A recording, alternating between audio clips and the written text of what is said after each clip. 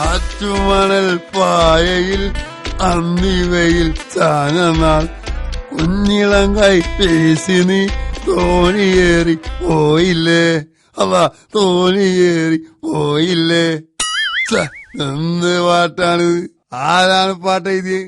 ആറ്റുമണൽ പായയിൽ അന്തിവയിൽ ചാഞ്ഞനാൾ. പായൽ ഒരു തരി മണ്ണ് പറ്റിയാൽ മനുഷ്യന് കിടന്നുറങ്ങാൻ പറ്റൂല.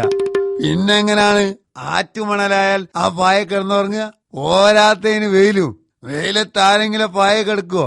അതും മണലുള്ള പായല്. ബാപ്പച്ചിക്ക് ഭയങ്കര ബുദ്ധിയാണല്ലേ.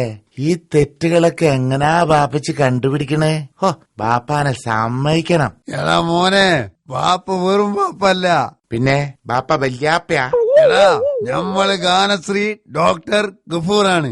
ഏത് പാട്ടും തലനാരിയെ കീറി പരിശോധിച്ചിട്ട് ഞമ്മള് പാടൂ. അല്ല, ഗാനശ്രീ ഡോക്ടർ ഗഫൂറിന്റെ വീട് തന്നെയല്ലേ? പുള്ളി ഒന്ന് വിളിക്കോ? ആ പുള്ളിയാണ് നമുക്ക് ഈ പുള്ളി. എന്താ വേണ്ടി? അയ്യോ സാറായിരുന്നോ? ക്ഷമിക്കണം, ആളെ മനസ്സിലായില്ല. ഞാൻ കരുതി വല്ല വേലക്കാരനോ മറ്റോ ആയിരിക്കുമെന്ന്. വേലക്കാരനോ? ഞമ്മളോ? എന്താ വന്ന്? ഒരു പരിപാടി ബുക്ക് ചെയ്യാൻ വന്നതാ. ആണോ? ഇരിക്കുന്നു.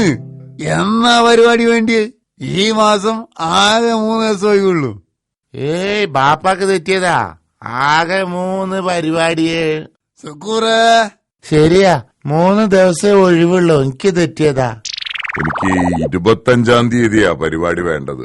25? ആവൂ, നിങ്ങക്ക് ഭാഗ്യണ്ട്.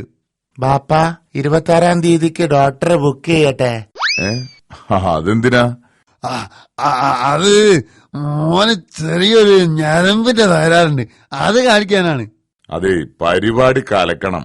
അത് പേടിക്കണ്ട, ബാപ്പാന്റെ ആദ്യത്തെ പാട്ട് കഴിയുമ്പോഴേക്കും പരിപാടി കലങ്ങും. അത് മോൻ ഉദ്ദേശിച്ചത് അടിപൊളിയാവുന്നാണ്. എടാ ഭാഷകളത്തരം വിളിച്ചു പറയാതടാ. തുടക്കം അടിപൊളിയാക്കണം, എന്നാലേ ആളുകളെ അങ്ങോട്ട് പിടിച്ചിരുത്താനാവുള്ളൂ. പക്ഷേ ഞമ്മളെ പരിപാടിന്റെ അവസാനത്തെ 1 മണിക്കൂറാണ് ഞമ്മള് നന്നായി ശോഭിക്കാറുള്ളത്. അതെന്താ? അതെ, വിജനതയിൽ ഇരുന്ന് പാടിയാലേ ബാപ്പാന്റെ പാട്ട് നന്നാവൂ, അതാ കാര്യം.